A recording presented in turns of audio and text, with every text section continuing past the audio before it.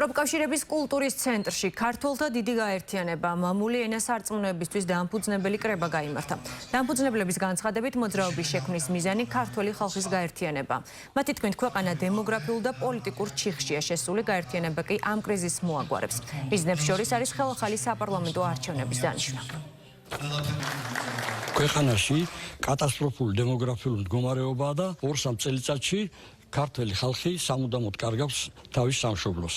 ამიტომ ჩვენი მიზანია გავაერთიანოთ ქართველი ხალხი და საიდანაც დაეცა, ანუ სახელმწიფო გადატრიალებზე დამხობის შემდეგ მოიტანა ამ ყველაფერმა ეს უბედურობა, ამიტომ ჩვენი მიზანია აღვადგინოთ კონსტიტუციური სამართლიანობა და ვიბრძოლოთ ბოლომდე ამისთვის, მშვიდობიანად სამართლებრივი ფორმებით. ახალი ხელისუფლება, რომელიც არჩევნების გზით იქნება მოსული, თაროებიდან ჩამოიღებს ყველა და ერთადებულ საქმეს, სასამართლო წესით მოხდება განხილვა, უნდა მოხდეს, სხვა ყველაფერი, რაც დასჯას არ ექვემდებარება, ამინისტირებული უნდა იყოს და ჩვენ ღია სუფთა ფურცლიდან ქართული ცხოვრება უნდა ჩვენი განვითარებისთვის, ქვეყნის მომავლისთვის, ფანტასტიკური ქართველი ახალგაზრდებისთვის, საუკეთესო განათლებისთვის და შეთანხმებულ რეჟიმში ცხოვრებაზე უნდა გადავიდეთ.